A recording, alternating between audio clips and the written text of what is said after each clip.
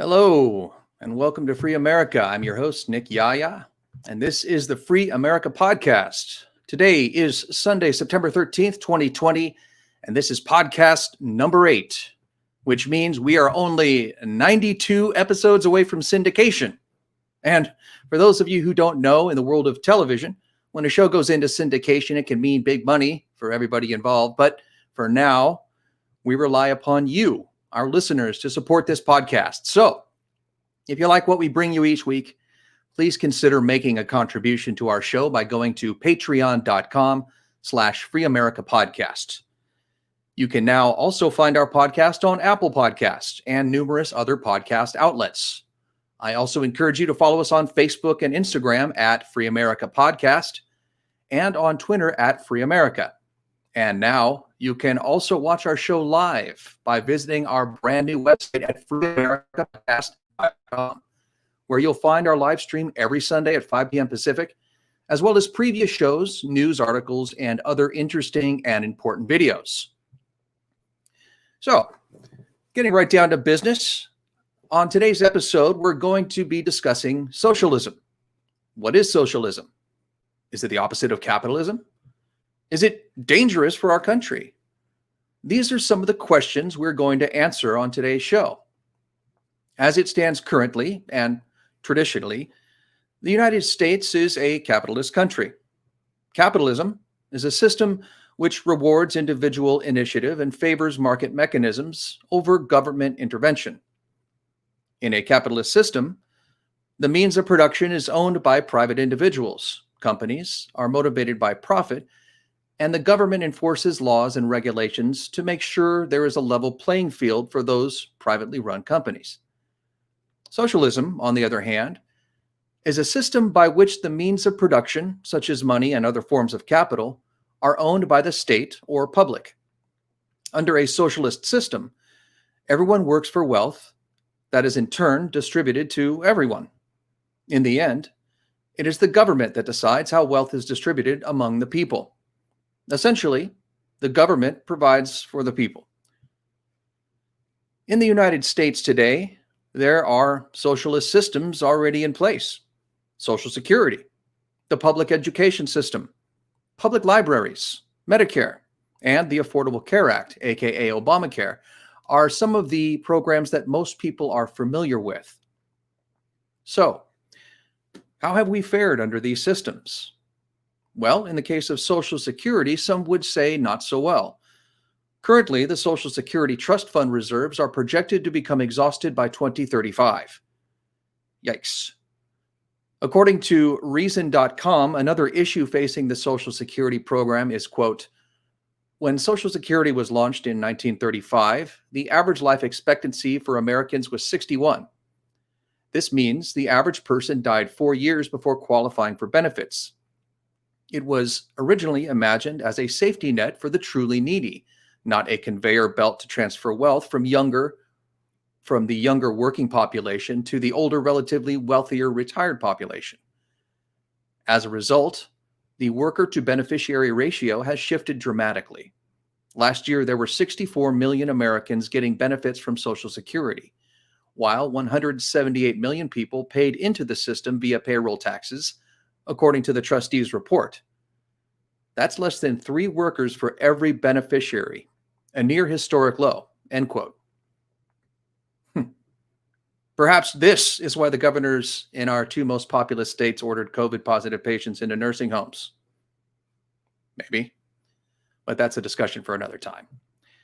Now, some people accuse Congress of borrowing money from the Social Security Trust Fund with a promise to pay it back, which is partially true. They have taken the money and in exchange issued bonds for it. Now, this, in my opinion, is a dangerous practice. If the government defaults on these bonds or the bond market collapses, so does Social Security. But according to the Motley Fool, another well-known website and financial advisor, quote, if you want to blame Congress for something, blame both parties for not finding a common ground solution to the program's imminent $13.2 trillion cash shortfall. Each party brings a solution to the table that would work. Unfortunately, since Democrats and Republicans each have a workable fix, neither feels incentivized to work with their opposition to find a middle ground. Ultimately, Congress hasn't stolen a red cent from Social Security, but it is threatening to make life more expensive for workers because the longer lawmakers wait to fix Social Security, the more expensive it will be for working Americans. End quote. Now, my point is this. When left up to the government, the management of business is prone to disaster. If you don't believe me, just take a trip to your local DMV. Now, our guest today has a different point of view. He's a writer, musician, and organizer for Socialist Alternative, which is an international organization dedicated to the socialist transformation of society. Now, we've known each other for several years, and in the interest of full disclosure, I must tell you that I have hired him as one of the writers for a television show that I've been developing called Hell Incorporated. And one of the reasons I brought him on board, in addition to his skill as a writer, is that he offers a viewpoint different from mine and is extremely well-read and highly intelligent. And my only hope today is that he won't run circles around me. So please join me in welcoming CC. Hey, CC. How are you? I'm doing well, thank you. How are you, sir? Hanging in there, day by day. Yeah. Well, glad to have you on the show, man. I know we've in the past had some conversations on this subject, and you've always, been very, very informative, really, and really kind of opened my eyes a lot to what socialism is about and what it has to offer. And I'm hoping that you can share that with our listeners today. Sure, absolutely. Yeah, I mean, it's a topic that is you hear in society, you hear it in your workplaces, you hear it in your communities. People are more open to socialist ideas than they have been in generations. Mm-hmm. You see that expressed in several ways. One is in the Sanders phenomenon. 2 straight presidential runs from Senator Bernie Sanders, who was self-described democratic socialist.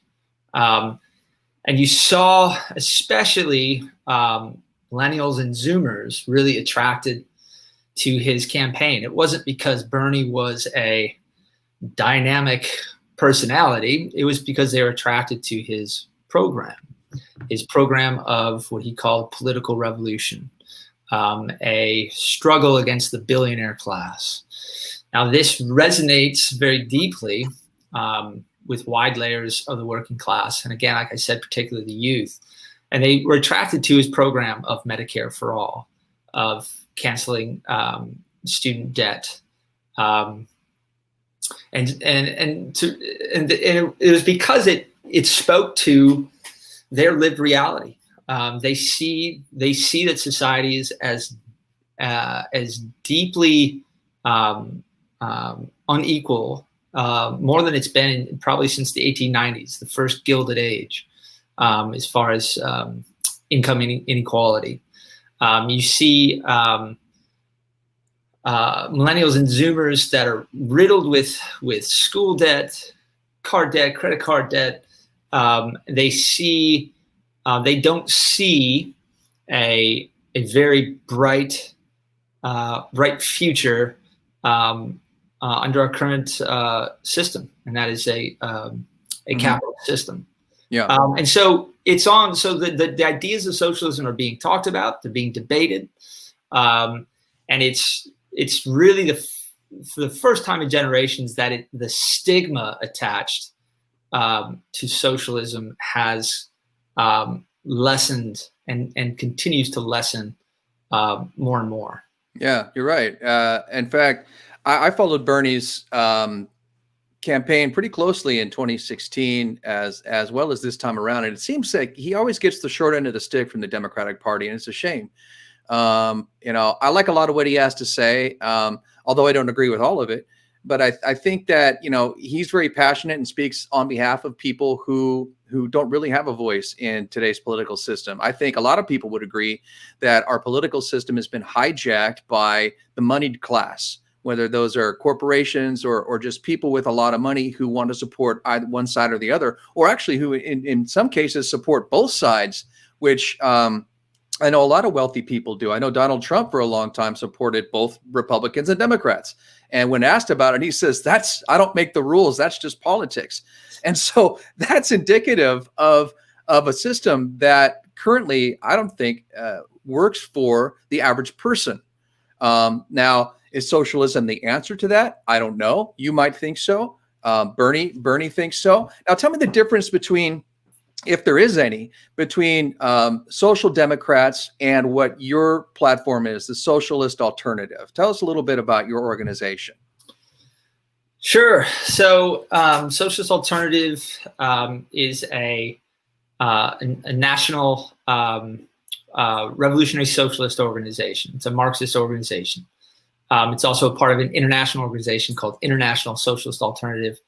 We're in nearly 40 countries worldwide and growing. And we're here in the U.S. We have branches from coast to coast.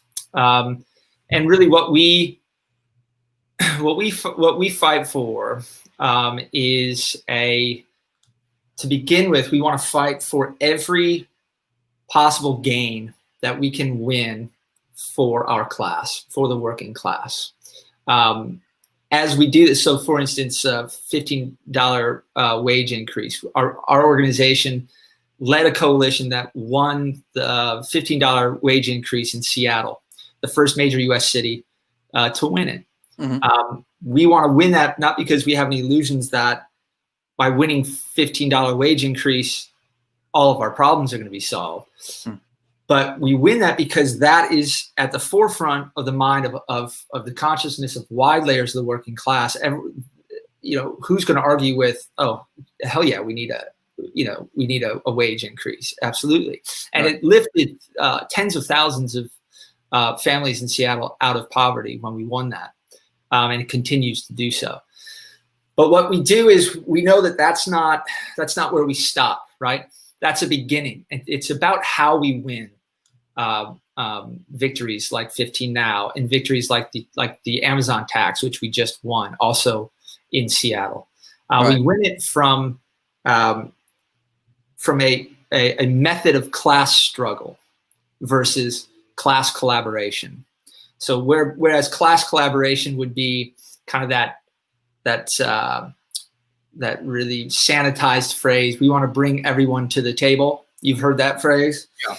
Well, the table's owned by the capitalists.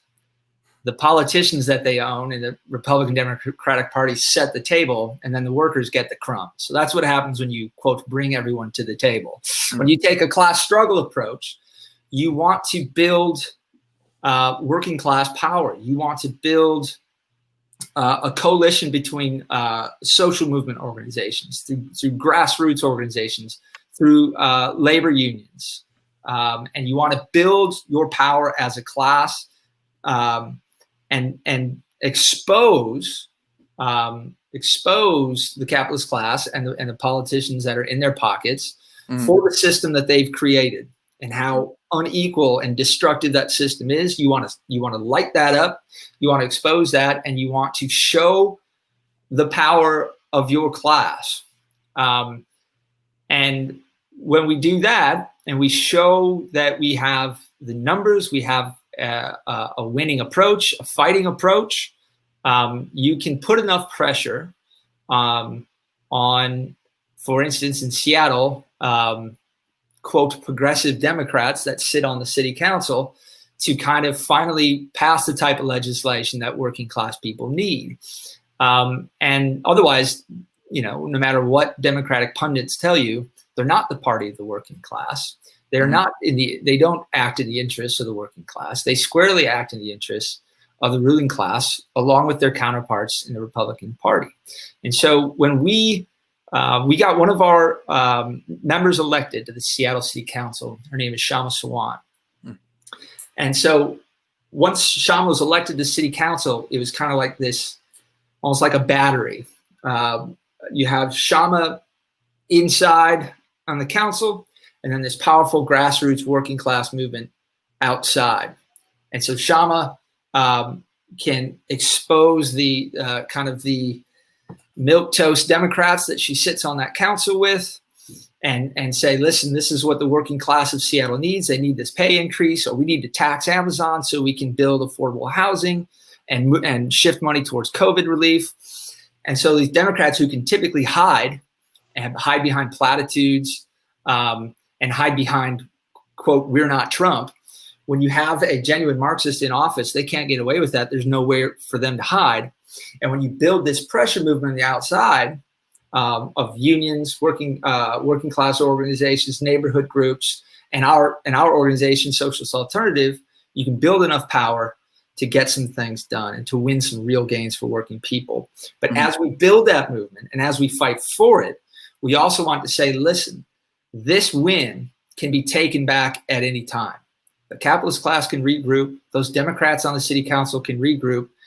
And 2 years later, they can shift a few seats around, and they can renege on that law, or they can pass a new law that circumvents the one you just passed, the gain you just won, right?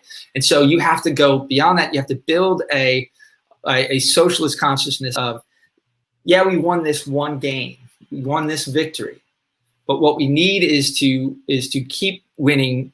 We keep winning victories, but we have to look at a more fundamental transformation of society, a society wherein we move from a capitalist society to a socialist society with a planned economy that's democratically worker run in the hands of the state versus the chaos of the market and the kind of the vicious profit motive that drives the capitalist engine.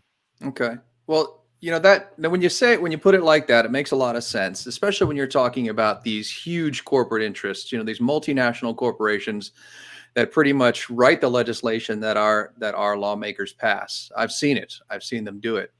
And so these don't come from the people and through the people. But my question would be to you is, what about the smaller businesses, the mom and pop businesses, these other entities that employ a large number of people in the United States? What about them? Where do they fall in this picture?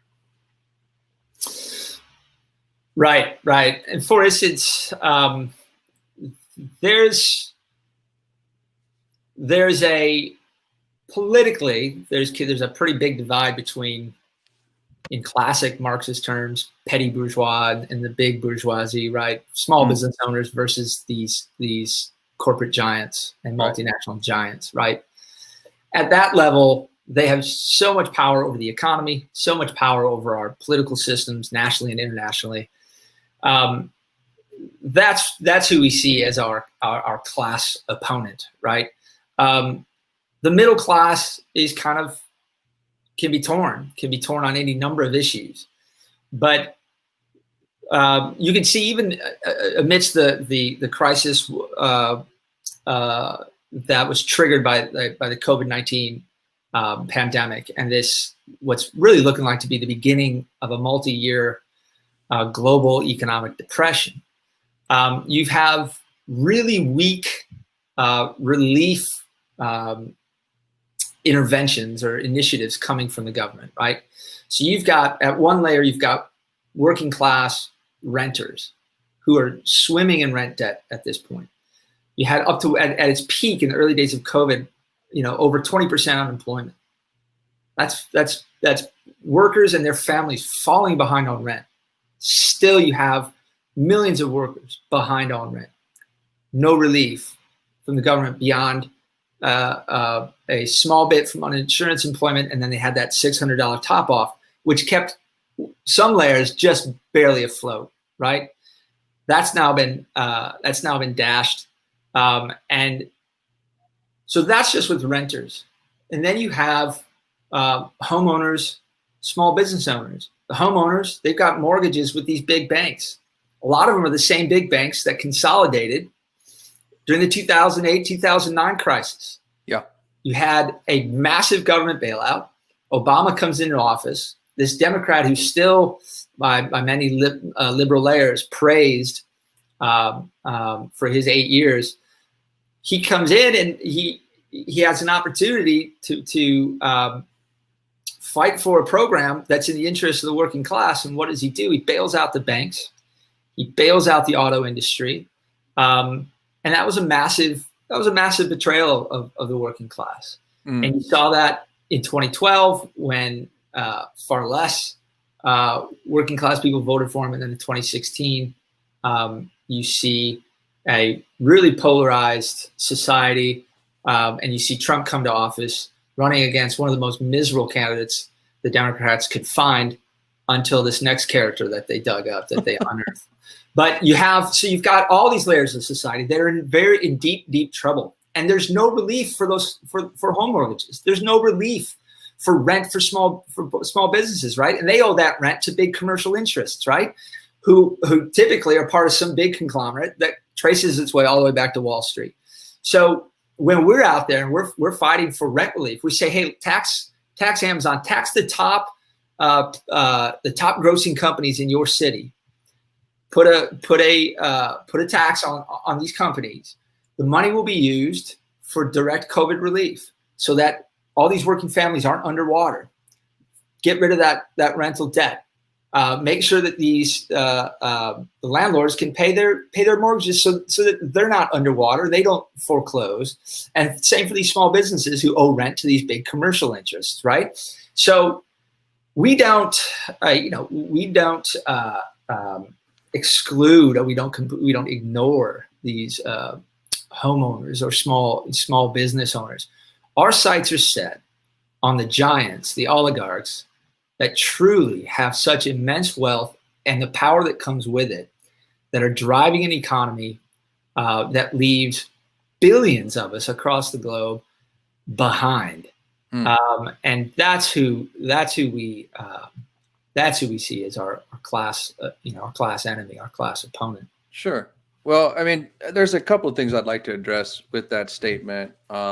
Just right off the back end, a lot of people would argue that capitalism has been what's driven all the innovation that's gone on over the past century or so, when you're talking about technology or innovation in manufacturing and all these other things. Whereas in socialist or communist countries, there wasn't the incentive to innovate and do these other things. So that's one of the things that I think people might see as a problem with that kind of system. Second, when you're talking about taxing big businesses in each city or even in the country, I think one of the big concerns is that that's going to have a kind of a trickle down effect. So if you're taking more money out of their operating budget, that means they have less money to pay employees, which means they may have to lay employees off or fire people.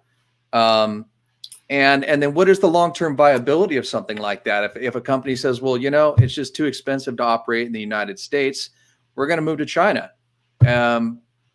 or some other country. I don't know. We're going to move operations down to Mexico. Do you think that could have a negative impact if that is the case? Well, you'll hear that. You'll hear threats from corporations that if a movement is lifted to tax them, that they will threaten to bail. Right, capital flight. Mm-hmm. There are certain controls that municipal and state and federal governments can place. And there's certain capital controls, so you can control some of that movement. But also, it's many times they're empty threats. Bezos is going to uproot. I was going to say uproot right. Amazon and remove his operation to some new city. He and his executives have a pretty good life in Seattle. Yeah, not going anywhere. And honestly, taxing the rich is just one step. That's one part of what we call a transitional program. It's another win. It's another victory for the working class to pass a tax on the rich and to start using that for programs that we need. Mm-hmm.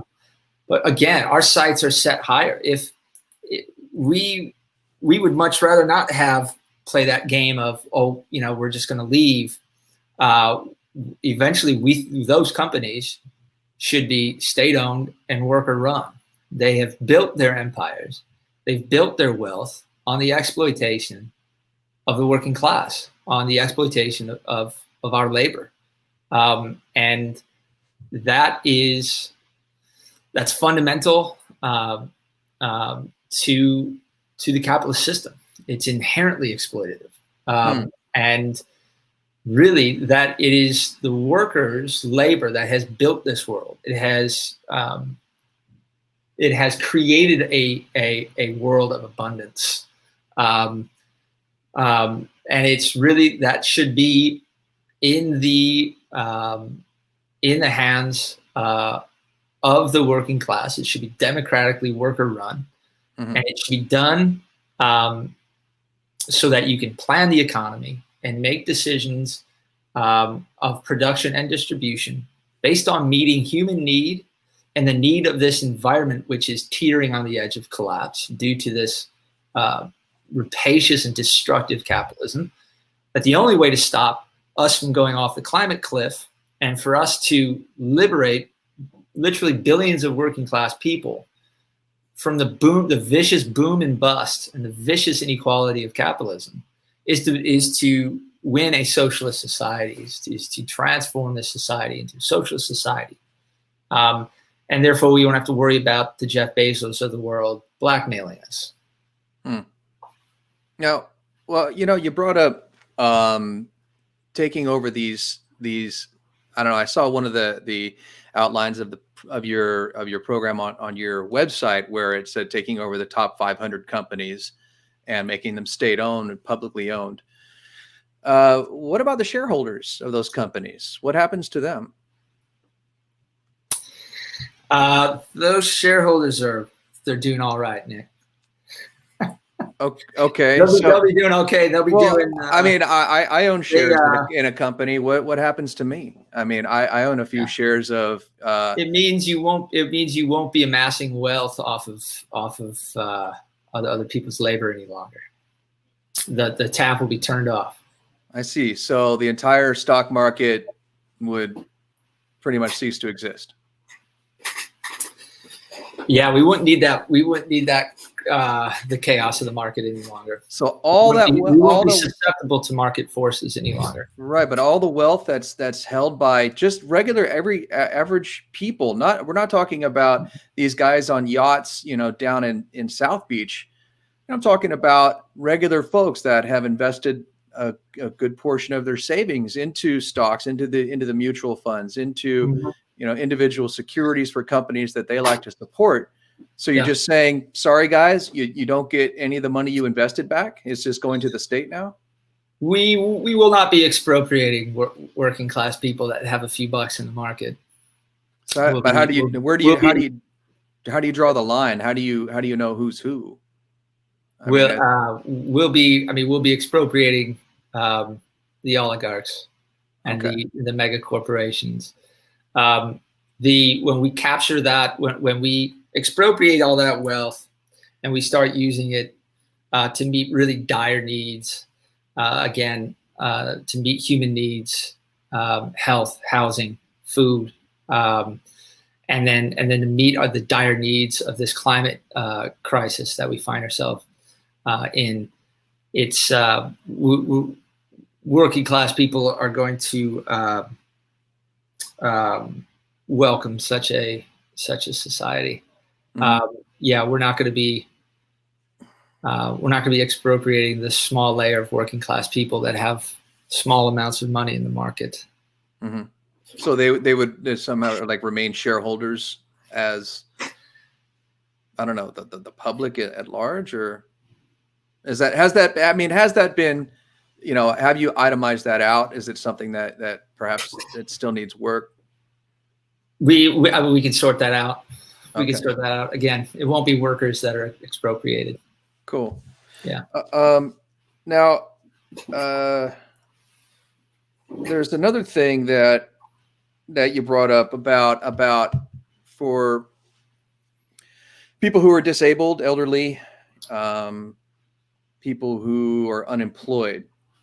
I saw that there was something calling for $600 a week for people who are in those positions. Now, I think we just kind of saw a test run of that during this COVID crisis, where for, I don't know, a couple months, people who were unemployed were getting an additional 600 weeks from the federal government, and all these mom and pop businesses were shut down.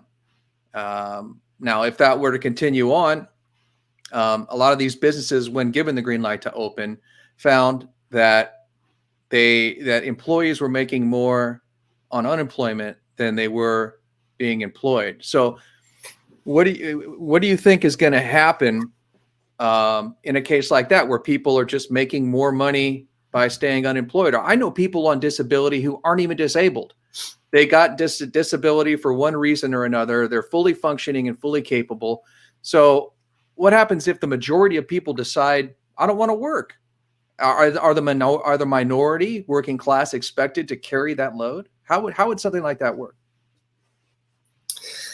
Well, I mean, I think you saw, I mean, first of all, if people are making, if people are making more during this public health crisis and economic crisis based on this stimulus payment, then that says a lot about what a terrible state the economy has been in for the last 40 years under neoliberalism. That tells me that the buying power of the dollar has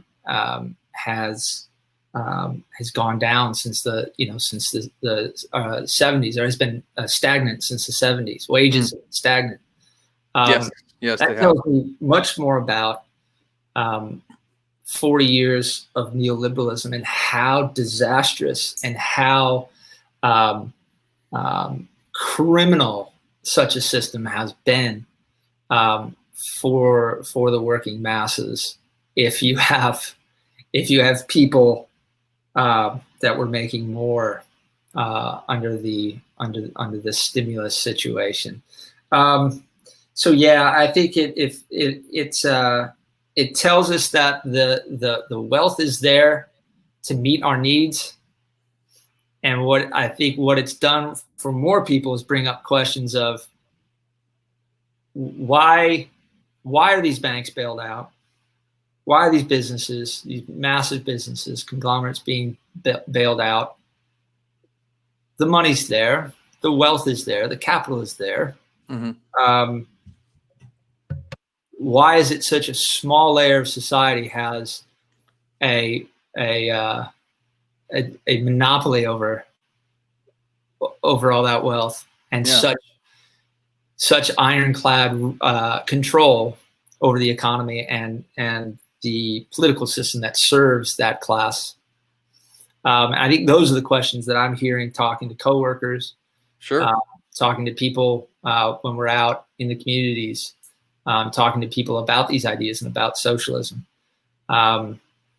It's much more about how can we build a society where we don't find ourselves in the boom and bust, the madness of 2008, 2009, the very shallow recovery that occurred, which was a recovery for a section of the ruling class. The folks that won out when the big fish were eating the little fish on Wall Street.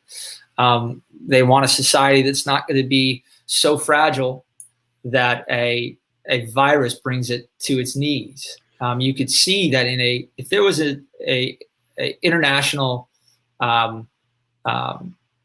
federation of socialist states, of socialist countries, that was, where the economy is state-owned, democratically worker-run, and is planned, the handling of this pandemic would have been night and day. You would have had international cooperation when the virus broke. You would have had cooperation between the countries to isolate this virus. There would have been communication back and forth, because there would be no competition between competing ruling classes, between competing capitalist classes. You're not going to hush up a virus because you don't want it to affect your economy like Xi Jinping did. Right. And then when it got beyond his borders, every other administration and regime across the globe hushed up the virus as long as they could, because they didn't want to disturb their market. And so you put billions of people at risk to this deadly virus because your first thought is, we don't want to disrupt the markets, and we want to keep people at work as long as we can because we want to be profitable as long as we can. Mm-hmm. That's a sick system. That is a disastrous system for working people. And under socialism, it wouldn't be this cheap competition and this insane competition. And you're going to see it with the rollout of a vaccine as well. It's not international cooperation. It's who's going to get the patent, and the rest of us be damned. And then there's going to be all kinds of misinformation. If China comes up with a vaccine, if Russia comes up with a vaccine, these quote enemies who are really just capitalist rivals, mm-hmm. You're going to see all this misinformation and disinformation and distortions. Meanwhile, the rest of us are living in lockdown, unemployed, underemployed, underwater with our debt payments or our mortgage payments. And it's this whole process, this whole pandemic has exposed capitalism to millions and millions of people. So you made me think of something here now. With you talking about home ownership and ownership of private property. Now, from my understanding, in a strictly socialist system, private property is not owned by the individual anymore. It's owned by the state, in the strictest sense. Right. Yeah. You would abolish private property. Right. So you would not have. Yeah. You wouldn't have private landlords charging you astronomical rents and leaving you severely rent burdened, like so many. I mean, you and I are here in Los Angeles. The housing situation in Los Angeles is a complete nightmare for millions of Angelenos, many of which can't even afford to live in LA any longer. And it's not much better in the suburbs. And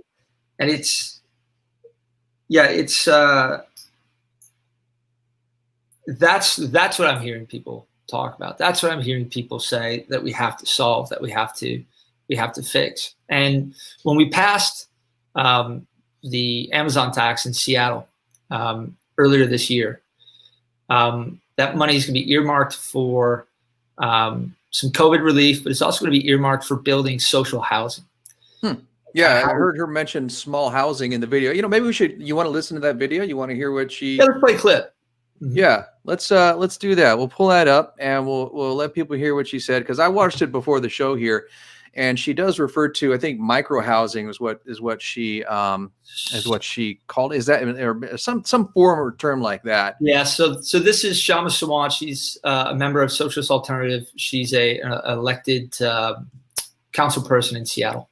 Mm-hmm. All right, let's go ahead and roll the clip. Today's vote to pass an Amazon tax in Seattle is a historic victory for working people.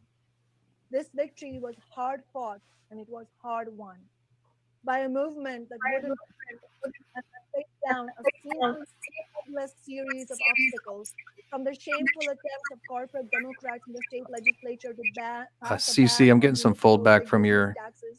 Maybe just turn down your volume a sec. In the city council, to a pandemic and lockdown which prevented signature gathering, to relentless attacks in the corporate media in Seattle and nationally. We are winning because of the determination of workers and socialists to smash all obstacles and to find a path to victory. Congratulations to the grassroots Tax Amazon campaign led by the coalition that included my organization, Socialist Alternative, and many progressive organizations and unions. Today's vote comes 8 months after working people roundly defeated Amazon in the elections, and 2 years after Amazon and the Chamber of Commerce bullied City Council, with the majority of the then council shamefully repealing the 2018 Amazon tax. Now, Jeff Bezos and his billionaire friends are wishing they could call a do over and have the modest 2018 tax back because this new tax on Seattle's wealthiest businesses is 4 times larger, and every penny is needed, and far more, in fact, to stop the racist gentrification, sky high rents, and homelessness in this city with a massive expansion of publicly owned affordable housing and jobs. This Amazon tax is a housing and jobs bill. It's no accident this comes in the midst of the historic Black Lives Matter rebellion. The legitimacy of the status quo has been utterly smashed by the protest movement, the pandemic, and the deepening crisis of capitalism. In Seattle, Tax Amazon was widely taken up at the Justice for George Floyd protests, where we gathered 20,000 signatures in 20 days. Now the total is over 30,000 signatures.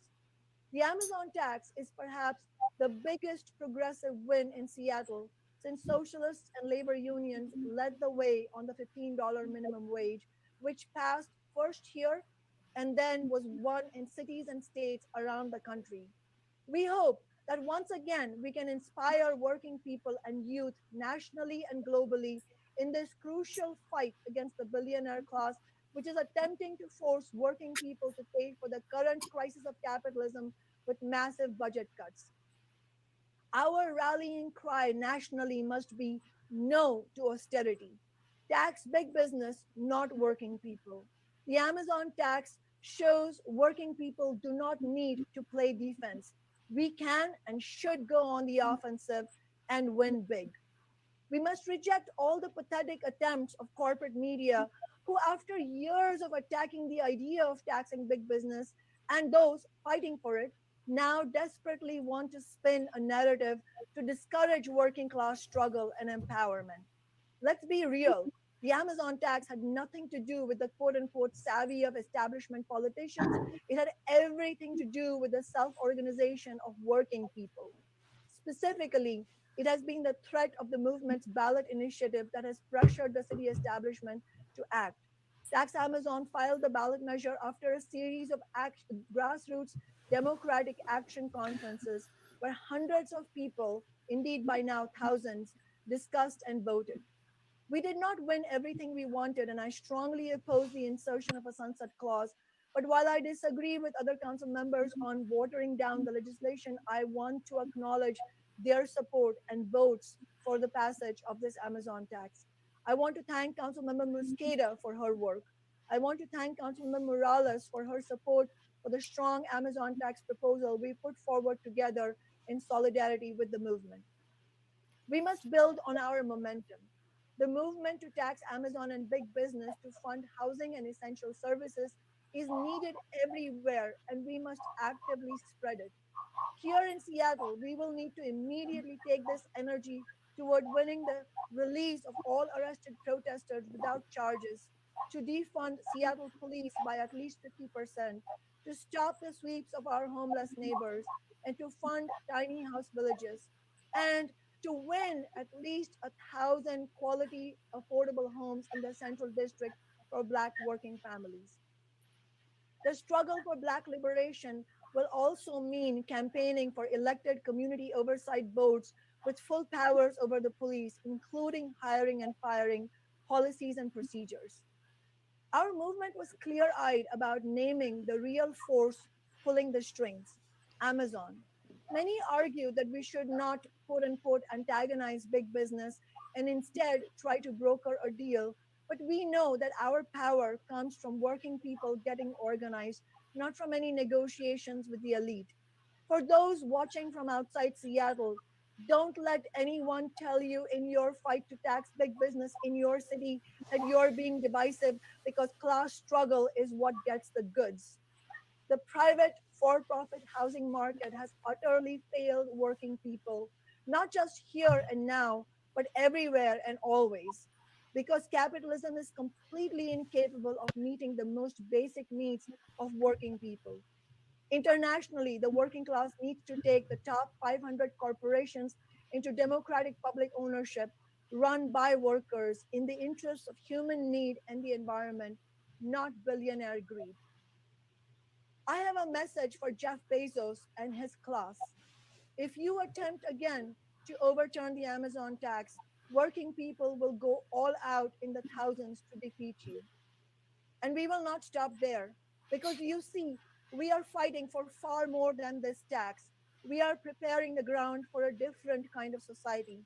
And if you, Jeff Bezos, want to drive that process forward by lashing out against us in our modest demands, then so be it, because we are coming for you and your rotten system. We are coming to dismantle this deeply oppressive, racist, sexist, violent, utterly bankrupt system of capitalism, this police state. We cannot and will not stop until we overthrow it and replace it with a world based instead on solidarity, genuine democracy, and equality, a socialist world. Thank you. Wow, I I gotta say that last part, that last statement she made was a little bit disturbing to me. It sounds like we're talking about, a violent overthrow, a revolution. Is that what we're looking at here? Is that on the table? You're not going to see a call for violent insurrection on our program. I mean, what we are in the process of building is within Socialist Alternative is a mass revolutionary socialist party, a party that will win over the best elements of the labor movement, will win over wider and wider layers of working class society. And before that, in conjunction with building Socialist Alternative, both nationally and internationally, we feel that one of the most important steps, and this will be such a qualitative advancement for the workers' movement, for the socialist movement, will be the formation of a independent workers' party, a labor party, a workers' party that will allow us political independence as a class versus relying on the Republican and Democratic parties, who, as we discussed earlier, operate under the sole interests of the ruling class, of the capitalist class. Mm-hmm. So what we need to see, and what we need to see in this period that we've entered in the 20s, is the formation of such a party. If we want to begin to win the type of gains to the level and on the scale that the problems in society are calling for, a major advancement will be the formation of such a party. Some of the foundation stones of such a party will have to be organized labor. Organized labor, that means organized labor itself is going to have to go through a process of reform and renewal. There's going to have to be a battle within the ranks of organized labor to democratize the unions. The mm-hmm. unions have become these bureaucratic strongholds where the labor leadership is so far removed from everyday workers, have right. isolated themselves from everyday workers based on the six-figure salaries that they pull, right. based on the golf trips that they take with management, with the bosses to decide what little deal that they're going to cook up the next time collective bargaining comes around. And those are the creeps we have to get rid of. Those are the creeps that we need to run out. I saw it on your website. You're calling for compensation equivalent to the average worker's salary for these members, right? For these. Absolutely. Yeah. Absolutely. Elected union officials should not earn more than the salary of the average skilled worker in their trade or in their district or in their area. It's the same thing when we run candidates for office. Now, we don't often enter the electoral field. It's not the most favorable field for Marxists. But we will strategically run members for certain offices, like Shama, who we've had the most success with. But Shama takes the average wage of an average worker in Seattle. So, for instance, say like the city of Chicago, I think aldermen make like $100,000 or $110,000. If we were to run someone there and we got them in office, I would guess the average wage of a worker in Chicago would be around $40,000. The rest of that money would be donated into social movements, into movements that are trying to win real gains for working people. And when you do that, you don't become isolated from your class. You don't become isolated from other workers. You don't get isolated from the everyday issues that affect working class people, issues of rent, issue of grocery bills, health bills. Right. You feel the pain of your constituents, essentially. Bingo. Yeah. And you know, Nick, to be working class in this country means that every day you are presented with impossible choices. Look at what was going on in the early days of the outbreak of this virus. You had people that were experiencing symptoms, and this is before any of our health institutions or God forbid, the Trump administration or either party could get their act together to even give us the science and give us the facts of what was happening. You have people that are experiencing the symptoms, and they're saying they have to make a calculation.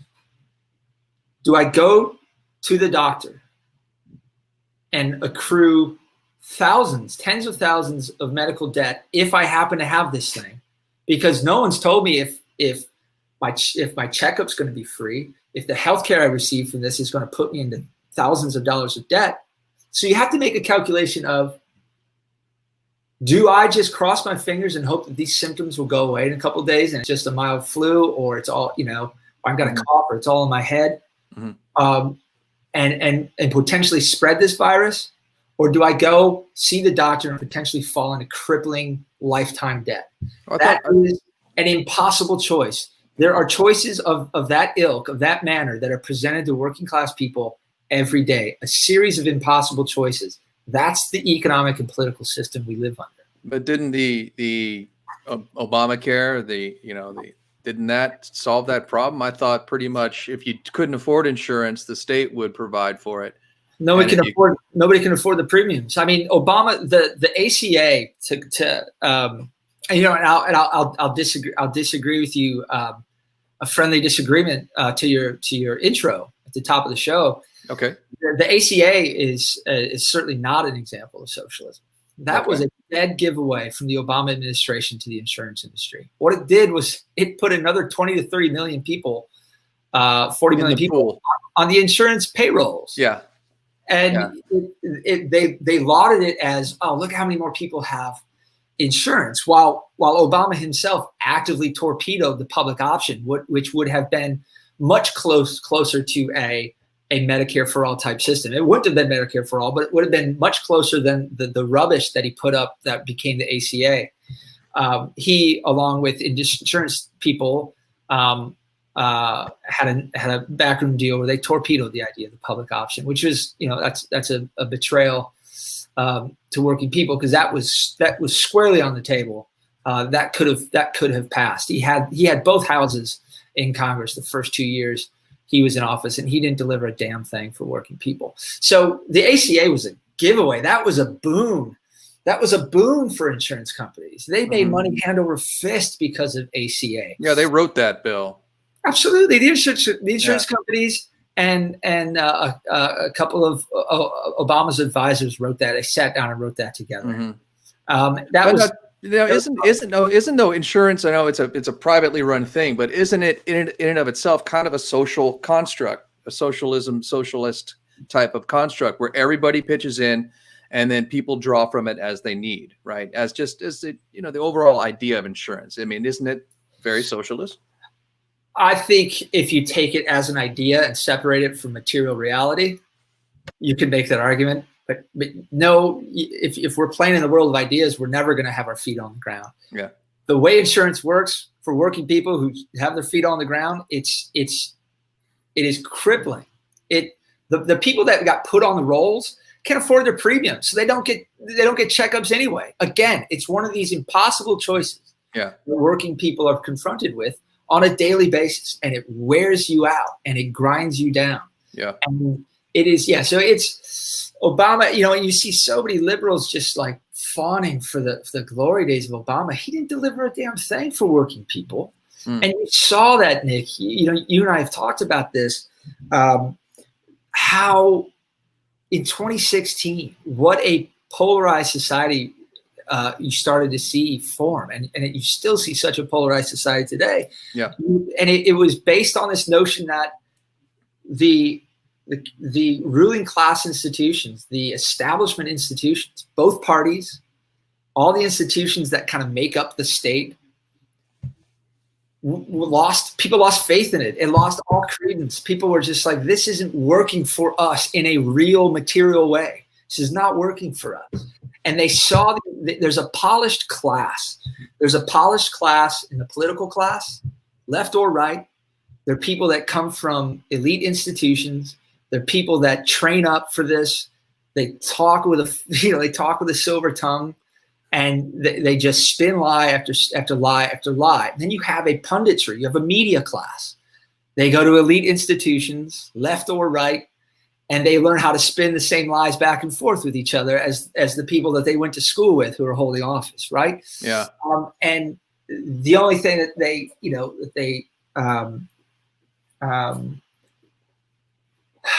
that they'll disagree on is what's going to get you some ratings on the left and what's going to get you some ratings on the right. And to do that, they punch up a bunch of culture ideas. They punch up a bunch of cultural differences and the quote culture wars, right? Divide people. Yeah. That's meant to do nothing but distract people from the fact that they could have class solidarity.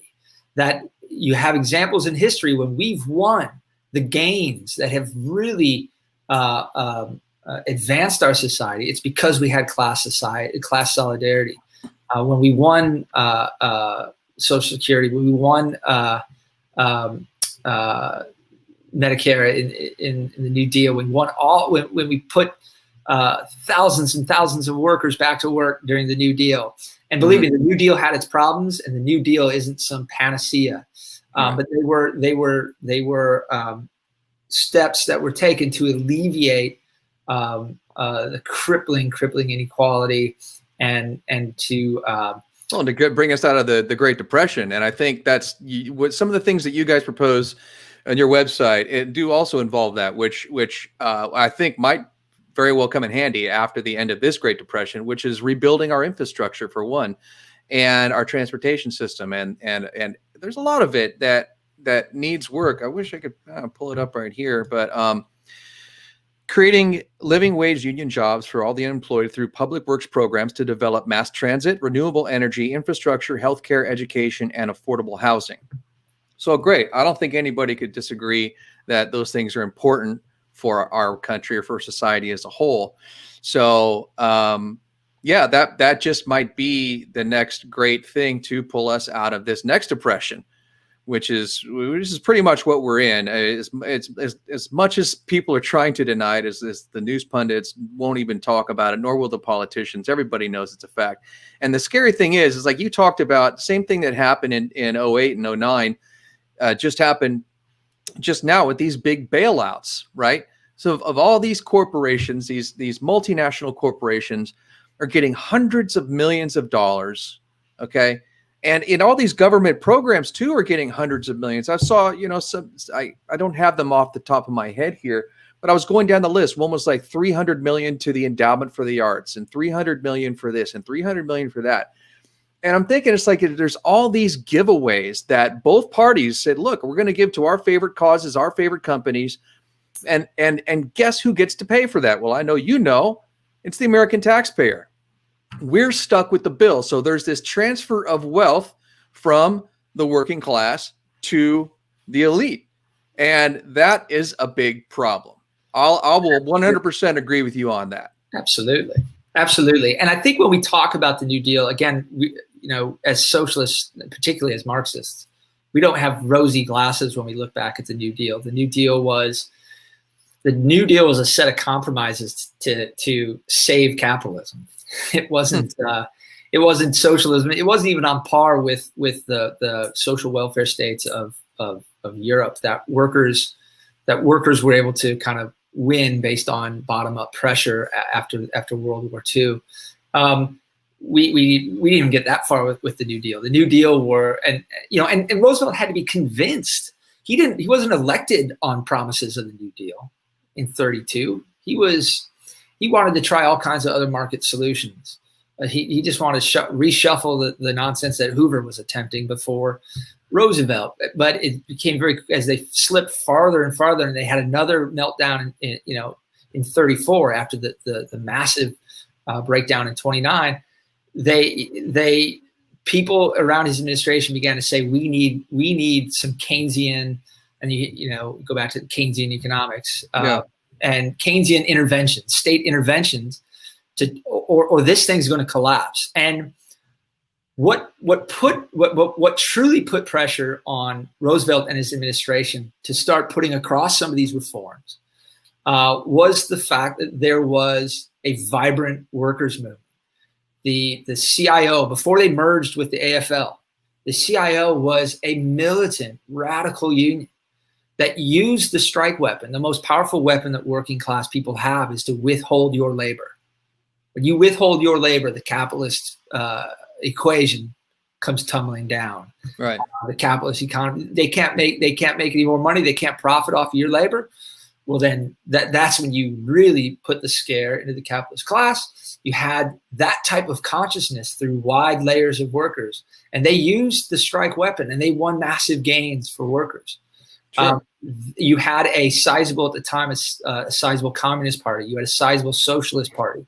You had working class consciousness, and you had the makings for revolution, for socialist revolution. They didn't quite have the leadership on the part of the workers, but the ruling class looked at you had the kindling for a socialist revolution. And they said, we better start passing some of these things. We better do state intervention. We better tax these banks and these corporations. We better regulate. We better reel these fools in, or this whole thing could come tumbling down. So again, it wasn't as Roosevelt was. He's lionized, and he's turned into a saint as well by certain progressives, liberals and progressives. But he enacted those reforms because of the pressure from working class organizations, unions and socialists and communist parties, put the fear into the ruling class. And that's how you got those New Deal reforms. But we also have to look at the fact that the New Deal excluded, and this was no accident, largely excluded Black workers. You've got Jim Crow politicians that made sure of that. All the former slave owners that made up the Democratic Party, that made up Roosevelt's Democratic Party, and they made sure that the New Deal cut out Black workers because it's classic divide and conquer tactics. You don't want a multiracial working class movement, because that's when we start winning real gains, and that's when we start talking about socialism. That's when we start talking about socialist revolution. Well, tell me this. I mean, a lot of people may or may not know, but a lot of the gains that we have today in terms of the 40-hour work week, the 8-hour day, minimum wage, child labor laws, these all came about as a result of unions. And I myself am currently a member of a union. I'm a member of the Screen Actors Guild and AFTRA. And they continue to advocate for safe working conditions on set, against sexual harassment or putting women in uncompromising compromising positions while on set, or having to perform in certain scenes. Safety in general, but also a decent wage for even just the regular day player. So a lot can be said for, and I've always been kind of a big supporter of unions. Well, my question would be that aren't unions kind of the compromise between socialism and capitalism? I mean, if you can use the power of the worker to influence the capitalists, why throw out the whole system and start over with a completely socialist thing where you got these big hurdles to overcome? I mean, we're talking about private property. So my father, I don't know, his house would be gone. I don't understand how that would work. The one he paid off and worked for, all of a sudden it just is owned by the state. And then you've got the state taking over all these companies. You know, why not utilize the power of the union to influence, or why not start companies that utilize socialist tenets that do give kind of like a collective, and rather than taking over these big Fortune 500 companies, why not start them from the grassroots and prove and show that, hey, look, this system works. Why don't you come work for us? We're going to pay you better. You know, what are your thoughts on that? Sure. Yeah, that's a good set of questions in there. So I'll go back to the first part when you were naming some of the gains that the labor movement has won historically, right? Mm-hmm. The end of child labor, fighting for the 40-hour week, and fighting for the 40-hour week, which was actually the slogan was the 8-hour day, was a massive fight, and it spanned decades to fight for that. And the capitalists did not want to give that up. It took a long, protracted fight with ups and downs to win it. But you had a class consciousness then. You had unions willing to fight. You had unions willing to strike. What you had since really the late 70s and 80s are unions that would rather go golfing with the bosses than to educate their rank and file, than to have democratic structures so the rank and file can get involved, so that the rank and file can make decisions collectively and democratically, and then to wield the strike weapon.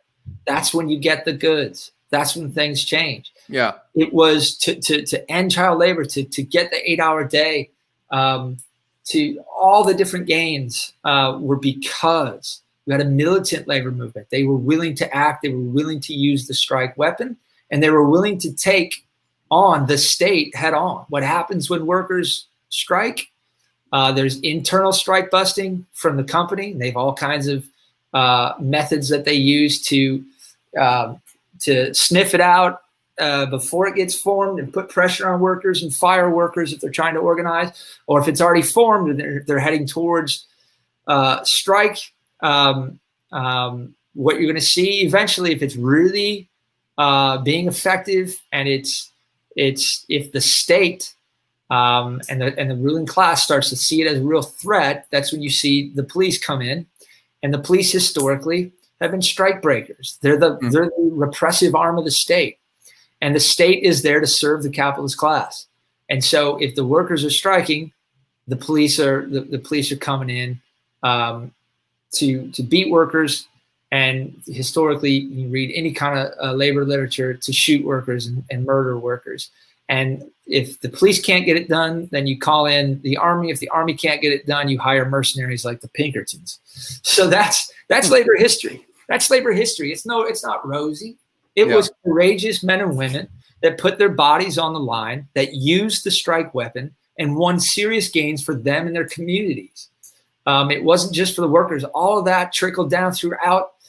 Trickled down is a busted term these days, but the whole working class community saw the benefits of what labor could win.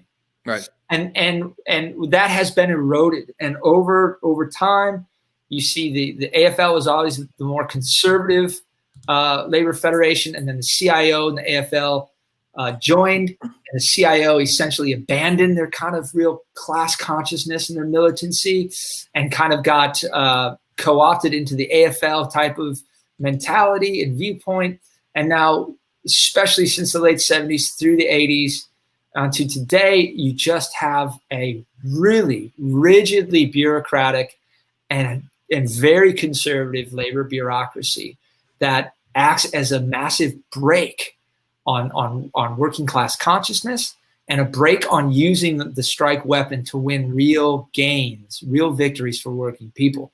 So workers have to see it. They have to begin to exercise whatever democratic structures exist within their unions, and each union has different structures, and they have to demand and fight for the democratization of their union, and they need to kick some of these creeps out on their ass because they don't need them. They're a break. They're a break on history. They're a break on the labor movement. And when you see that start to happen, you'll see class consciousness throughout the layers of the working class start to lift up, and people's expectations about the type of society that they want to and can live in will start to rise, and you'll start to see things really get cooking in society. And going back to Biden, that's the only thing that's going to move Biden if he were to win this presidency. It's the only thing that's going to hold Trump in check. The Democrats aren't going to hold, they didn't hold Trump in check for 4 years. It was the only thing that kept Trump in check was moments of working class solidarity. One quick example was the government shutdown. Nancy Pelosi didn't negotiate an end to the government shutdown. It was when there was undeclared sick-ins, essentially sick-outs, from the airport workers, and when the president of the flight attendants union, Sarah Nelson, mentioned the phrase general strike, that's when the capitalists got on the phone and said, listen, Donald, the government is now open for business. That's the power of labor. That's the power of even the threat of strike action. Sure. So really, that's what we have to get to. We have to have a rebirth, a renewal of the labor movement, because so many workers don't trust it. They don't trust it because these corrupt SOBs that have just essentially robbed workers blind, robbed the dues coffers, and lived these lavish lifestyles and sold them out over and over. They've ruined the consciousness around unions, and the only way you win that back is you do it the way you did it when the labor movement was born in this country. You do it by striking, whether it's legal or not. The labor movement wasn't a legal sanctioned movement. Those weren't legal sanctioned strike. Those were workers acting together in solidarity to demand what they needed. Sure. You made me think of something just now. You brought up Trump, and I wanted to get your thoughts on some of his actions that I believe have benefited workers, which have been the renegotiation of the NAFTA and the Pacific Partnership. These are two what many people consider to be unfair trade deals. I think he also a large part of what was going on with China was renegotiating the trade deal with them, because a lot of our jobs have been going to China over the years as a result of both Republican and Democrat policies. So it looks to me, just based on what I've been observing, that Trump is pro-worker, that he is not like your average Republican. In fact, a lot of Republicans don't like him for that very reason, because he's not a politician. And I think a lot of what he's been doing has been it's been pro-America, but also pro-American workers, especially with renegotiating these trade agreements. What do you think about that? First of all, Trump has benefited greatly from the process of globalization that really kicked off starting in the mid 70s and went into hyperdrive in the early 90s, and through that decade, he's benefited from selling his brand around the world and exploiting the labor of workers in all of his properties and across the world. So Trump is an opportunist. Trump is a right populist. Trump blows with the wind. Trump blows with whatever idea floats from one ear to the next. He is not pro-worker. If some of his measures have been designed to kind of win some working class votes, of course, that's a classic populist move. And he has outflanked the Democrats, which tells you how far right the Democrats are. They're a center-right party.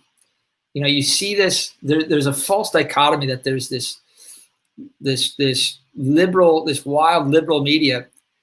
What does liberal even mean? What do their ideas even mean? They're useless. They're baseless and weightless.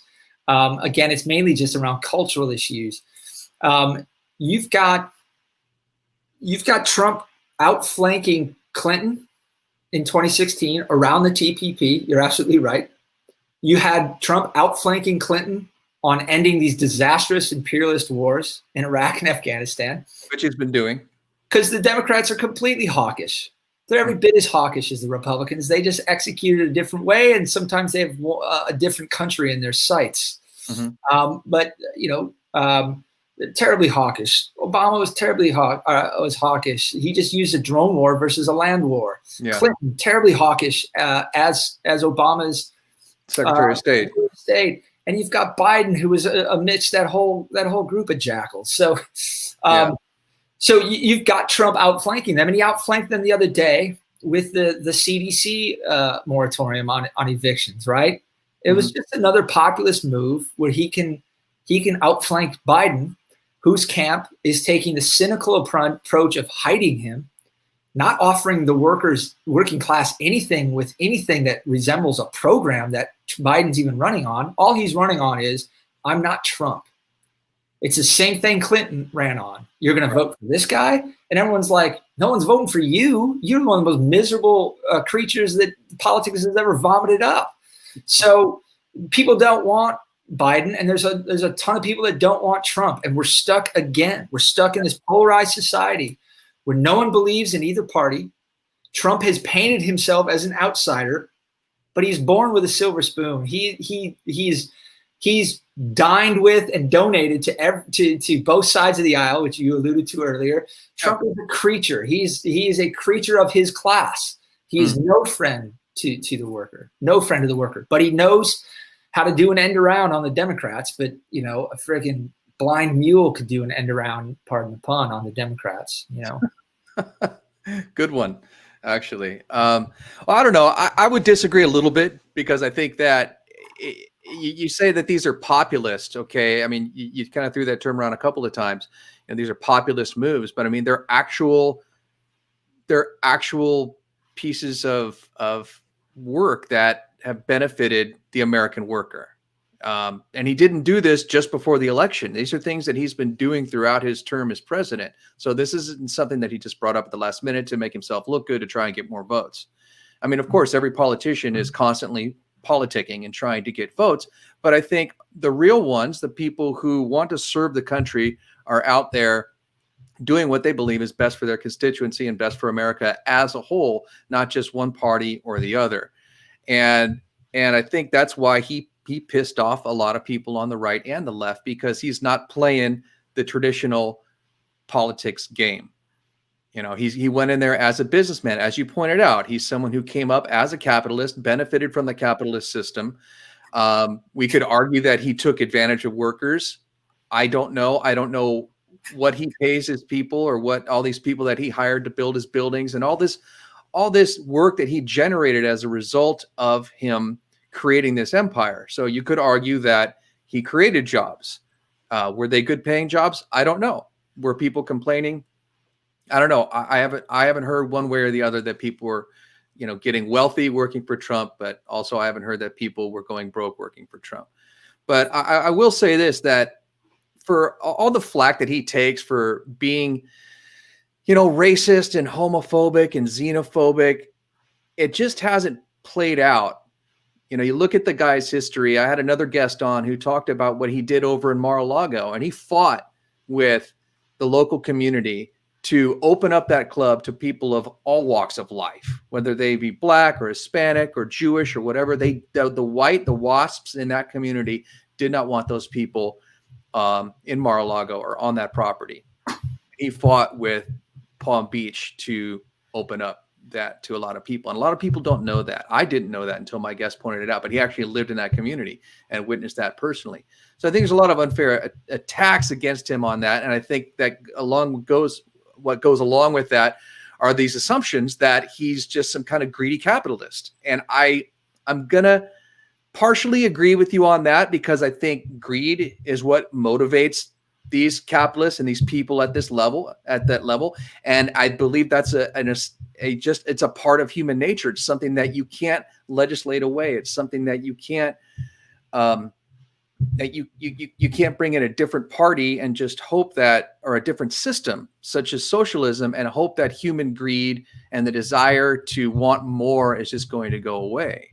Even if you were to give everybody an equal share of everything, you've still got that innate nature for people to want more, to want to get more, to want to succeed more, and so on and so forth. So is there any remedy for that? Or is socialism just another temporary fix along the way of human evolution? Well, I don't know about human evolution. I think it's it'll be the next stage in history. I think when you look at the course of history, the capitalism it's a stage in history. It was born out of feudalism, right? Feudalism was a class society as well. It had a different mode of production. When that evolved or transformed into it went through mercantilism, and then it became kind of more recognizable of how we understand capitalism. Say again. When the bankers came in. Oh, they didn't come in long after the markets. Absolutely not. Yeah. That's who I think is really to point the finger at. If you're going to point the finger at anybody, it's the bankers, man. Well, yeah, but you can't. They're the bankers and financialization and speculation. I mean, that was just in the DNA of capitalism as it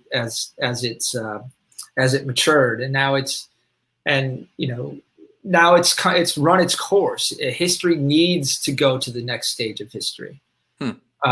What Socialist Alternative believes is that there has to be a socialist stage in history. It's the next stage that humanity needs to progress to, and it's capitalism has outlived its usefulness. It was an incredibly productive system. No one's going to argue that. You went from a system of where scarcity was a reality, scarcity of the goods and products that humans needed to live without the fear of want and deprivation, right?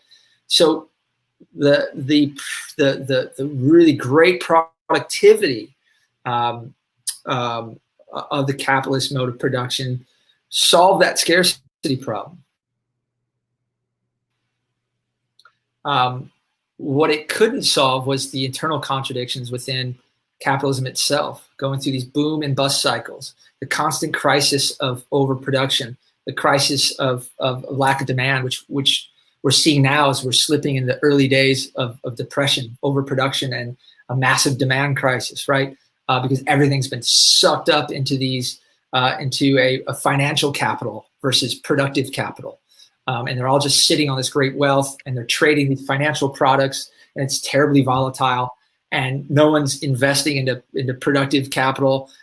There aren't enough jobs, and there aren't enough money in people's pockets to buy the products that they're making in the first place. So there's these inherent contradictions that capitalism hasn't solved through the course of that stage of history. You go back and you can clearly see the boom and bust cycle, and it follows these economic laws that you can find, that you can see, and it also has. So it solved scarcity, but it has not solved inequality. It cannot solve inequality. The middle class, the great middle class that people still like to talk of, was more of an anomaly within the stage of capitalist history than it was a rule, much more the exception than the rule. The middle class arose during the really big growth years of just post-World War II till about the mid-70s, when it all came to a grinding halt. And during the boom, you did see the formation of kind of a slightly more robust middle class. That's gone. All the gains of that era have been whittled away. All the gains of the New Deal have been taken back and whittled away.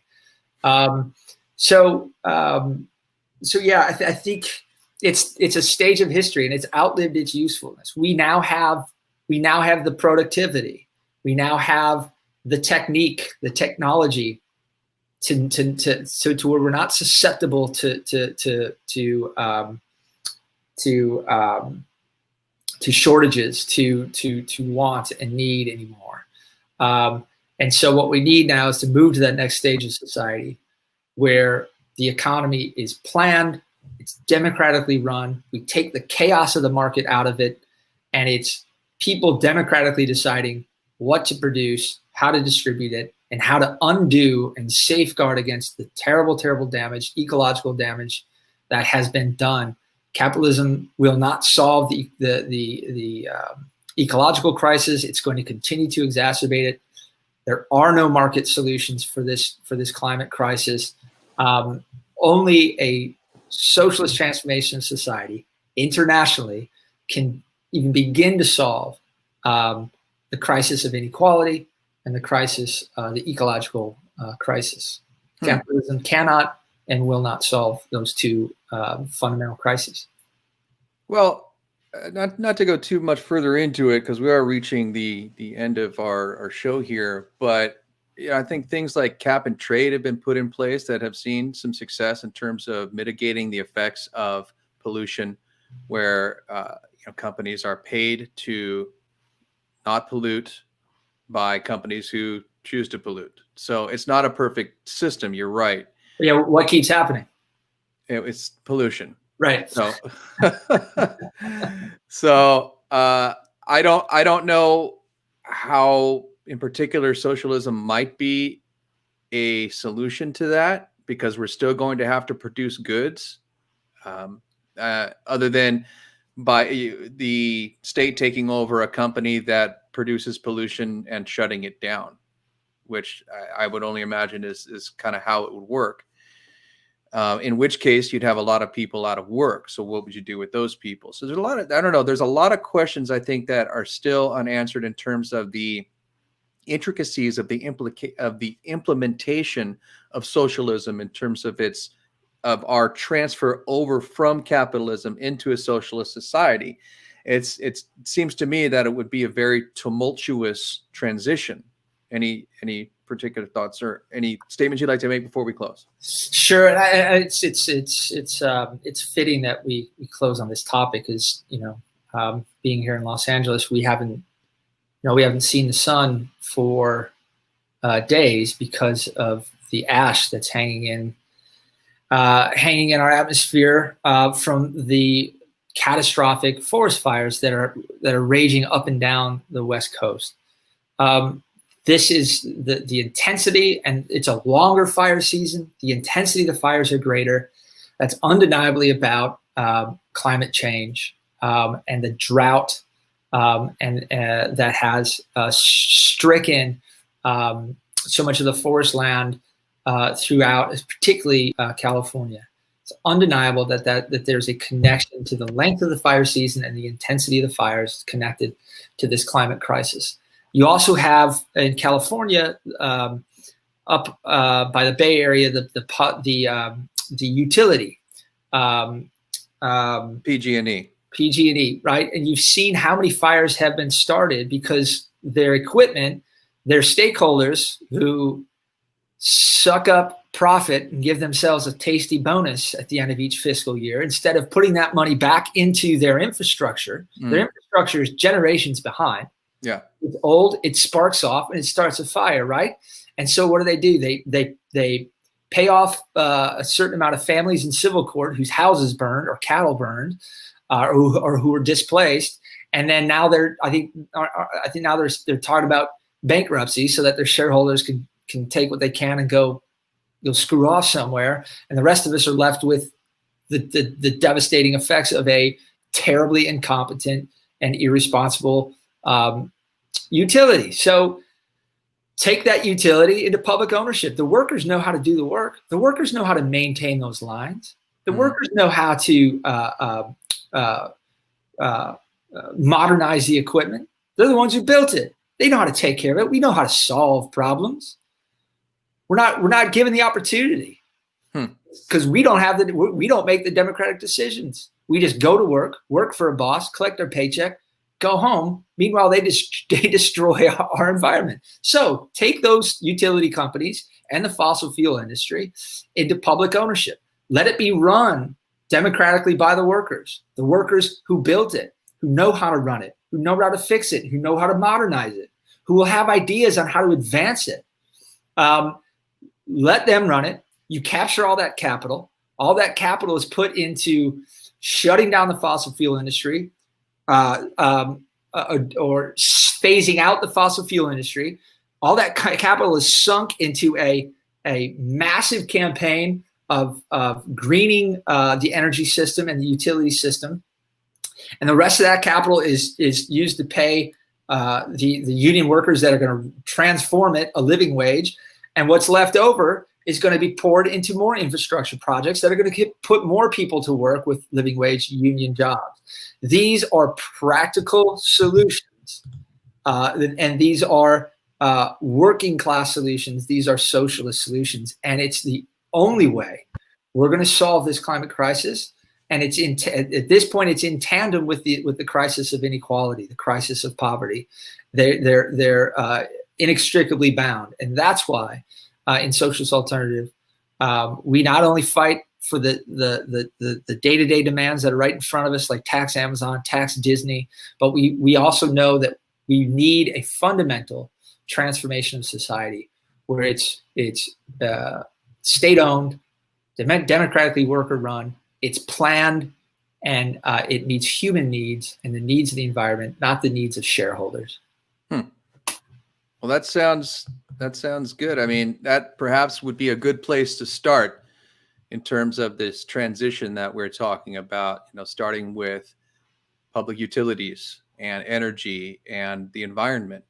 Those things are definitely intertwined. So perhaps, like I said, that would be a good place to start. And it seems as if this is also a good place to end. So how can people find out more about your organization? Sure. So you can go to you can find us across all the different platforms on social media. If you look up Socialist Alternative, you can find us at socialistalternative.org is our website. You can kind of see our program, kind of our kind of all the different things that we kind of call for. You can read any number of articles that address all the different things that are happening in society, as well as articles from our international organization that connect to working class struggles across the globe. So yeah, you can check us out, socialistalternative.org. Find us on all the different social media platforms, and reach out to us if you're interested in socialism. You're interested in fighting to transform this society. Sounds good. Well, I'd like to thank you for coming on the show and taking the time to help me and our guests understand socialism a little bit better and how you think it could benefit our country and our society as a whole. And it's been really interesting and really fun talking with you. So thank you so much, CC, and I hope you'll come back sometime. It was my pleasure, Nick. It was good to see you. And have me back anytime. I'd love to do it. Great. Love it, brother. Okay. Take care, and we'll talk to you soon. All right, Nick. Bye-bye. Wow. Okay. That was a pretty interesting conversation. And I felt like we still have a lot of questions unanswered at the end of it, but at least we got the conversation started, and hopefully you got a chance to get some insight into someone into an ideal that you might not necessarily agree with. Again, that's what this podcast is all about, is providing a platform for people to discuss open ideas in an open forum. And that's really why I started this whole thing. So I hope you enjoyed what we shared here today. That unfortunately is the end of our show, but I hope you enjoyed the discussion. And once again, I would like to thank our guest CC for taking the time to give us that more in-depth look at socialism. And of course, for answering some of the difficult questions that I posed to him. He did actually quite well. You can find more about the Socialist Alternative Group at socialistalternative.org. You can also find their link, a link rather, to their website in the description section of this episode. So thank you again for tuning in to the Free America podcast. Once again, if you enjoy what we're doing over here, please head on over to patreon.com/Free America Podcast and show us a little love.